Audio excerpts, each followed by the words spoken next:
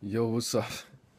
Yo, what's up? It's DNA for sure. And this video is about where you should start if you want to start living a more spiritual life or you want to live life as a spiritualist. That's really not a subjective word in my opinion. I don't think it is. Your goal is to become more godlike or to some people have the goal to never have to reincarnate again, and if they when they die, if they die, they will be a god, I guess. A lot of people believe that that's called godhead. They want to become spiritually immortal and never have to go through karma and the cycle of life, death, and rebirth. Again, they want to be infinite. Satanama.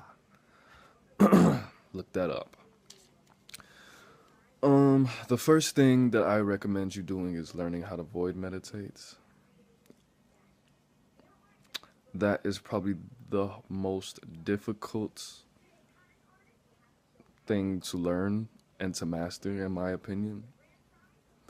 Um, because okay, what void meditating is when you focus on one thing, you put your consciousness in one place, and you don't let any thoughts into your mind, because thoughts are not generated by people. Thoughts come from the universe or other people or some kind of outside source. Thoughts come from energies other than your own. You've never had an original thought in your life, ever. Nobody has. Um, Void meditating is when you do that. Yeah. You focus on one point, you can find a crack in the wall, or you can void meditate on your breath, and you don't let any thoughts into your mind. What this does is strengthens your ability to focus, obviously, but more importantly, it strengthens your ability to detach yourself from any situation or setting or thoughts. Why this is important, because if you try to manifest anything, or if any of you try to do any forms of craft, magic, or anything like that, and you're trying to attract some kind of energy into your life, if you can think about it, focus a lot of emotion, and then not think about it at all, you plant the seed and you just let it grow with your actions. Um, if you can do that, it would be a lot easier and a lot more healthy for you to perform, to act in that way. Detachment. If you really, really want something and you don't get it and you've been obsessing over it, it's going to hurt a lot more than if you just never thought about it. Not forgetting about it or saying whatever, but in a sense, you do have to forget about it. The second thing you need to be able to do is breathing exercises. If you smoke, it would be best for you to stop. A spiritualist's powers or abilities are based on the health of their lungs. Breathing exercises and energy locks. Breathing exercises and energy locks make it easier for you to live life and direct your energies and focus. Learn energy locks. You could probably just Google. I forgot what they're called. I think they're called bandhas. Bandhas, Sanskrit word. The next thing you need to do is have some kind of protection, and I recommend making your own meditation with the color white gold, or yeah, the color white gold or black, and building or creating some kind of shielding system. It's called an aura of protection, a protective aura. Um, that's obvious because things are just gonna fuck with you. Everybody has a spiritual enemy out there. No matter who you are, nobody's neutral. There's an enemy for everything, for everybody. There has to be war. None of this is gonna be easy. The next thing you need to learn is the third, I mean, not third eye, learning how to sense energy, which is essential. Feeling, sensing energy.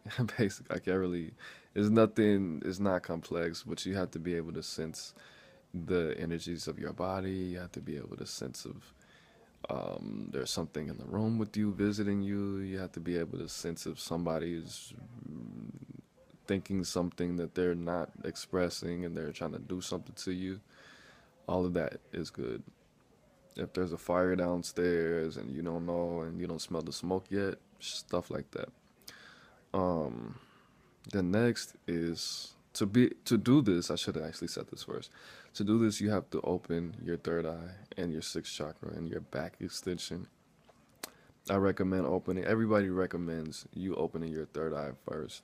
Um, there's when you do it, you're gonna have certain experiences. You're gonna see things, and it could scare you. It scared the shit out of me for the first 3 days. It lasted for about a week. For the first 3 days, I was literally scared to blink.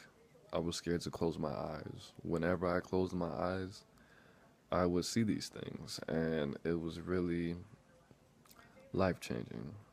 Like, I couldn't close my eyes, but I could fall asleep with the lights off and then fall asleep. Cause I don't know. I can't really explain it. You're gonna see faces. You're gonna see shit flashing in front of you. You're gonna have flashbacks. You're gonna literally see you as a child. You're gonna be looking down at yourself. I don't know if anybody's ever done acid out there, but there's gonna be times when you're watching TV or writing or doing something where you're not really thinking about anything, and you're going to fucking realize, holy shit, I've been above myself looking down at me this whole time. And you're gonna see the top of your fucking head. You're gonna see the back of your body, shit like that. When you open it, you should definitely be aware of that. It doesn't last for that. It doesn't last for even. I think it lasted for like a week for me. The 3 days were the most intense. It doesn't happen that same day, obviously. Well, not that's not obvious. It doesn't happen that same day, but I think it happens like the next day or 2 days later, especially if you keep messing with it. So be careful with that. Um, it's not that bad, but it's just like watching a horror movie as a child. If you got scared of horror movies, when you do that, you should open your solar plexus, which is the complement of your third eye or your sixth chakra. Then go back and forth and open the tops, the bottoms, then the tops and the bottoms, and the tops and the bottoms. Third eye, solar plexus, throat, sacral chakra, crown, root, heart. You could just throw the heart in there anywhere you want. The heart, third eye, and solar plexus are gonna make it easier for you to sense energies, though. Next, you should definitely throw some yoga, tai chi, or physical exercise into your daily routine if you're gonna be meditating. Because if you only do sitting meditations or head meditations, as I call them, your energy is gonna be all the way off, and you're just gonna feel strange. You have to have that balance. Yoga, tai chi, and that physical workouts, exercises, keep you balanced. The next one is you have to work on your visualization skills, and you should actually be doing this before you start trying to open anything and sensing energies, and because you have to be able to visualize these energies and sense things before you can even protect yourself with your own energy, with your aura of protection. Visualization is key. Visualization is key. Visualization is key. Next one is you have to learn how to control your emotions, and all of these things that I just told you about. Well, most of them, the breathing exercises, the void meditations, and the yoga, tai chi, physical workouts will definitely help you to control your emotions and understand where they come from a lot better. But you have to be able to evoke certain emotions inside yourself. You have to be able to make yourself angry. You have to be able to make yourself happy. You have to be able to make yourself sad. You have to be able to make yourself feel any emotion so you can direct it. So you can direct it. It's called intense. You have to be able to, and see how I just did that? Just blank the fuck out so I could remember. It's called intense. You have to be able to give things intent. You have to be able to charge yourself with emotion and direct it intentionally. Especially if you want to manifest anything or change anything in your life. Okay, so these next things I'm not gonna speak too much on, even though I do have almost a 4 or 5 minutes left. But these are things that you need to learn and study. Basic things that you need to learn and study. First, the universal laws. Some say there's 7, some say there's 12. There's a book called the Kybalion, K-Y-B-A lion, Kybalion, K-Y, yes, Kybalion. That is about the universal laws, the Hermetic universal laws, the book of the lost emerald tablets of Thoth. Those are all on the universal laws, or a variation of them. The Egyptian Book of the Dead, universal laws. Learn about the Kundalini and the nadis. That's probably one of the most important things that you can learn. Learn about the worldly symbols. Learn every symbol that you can learn. From the symbol to the history of the cross, the history of the Star of David, the pentagram, the lightning bolt that you see Nazis use, which is the symbol for the sun, the swastika, which is the symbol for the sun. There's things that you didn't know about this world that you need to know. This symbol right here, symbol for the sun. In the Vatican, the pagan symbol for the sun is in the middle of the little shit. I don't know what it's called. I think it's a courtyard. Learn psychology. Every person should learn psychology. Just so you could. Psychology is really based on spirituality. Learn behavioral studies, which is the same thing. Learn cognitive behavioral therapy. That can be used to change anything in your life or to hypnotize yourself.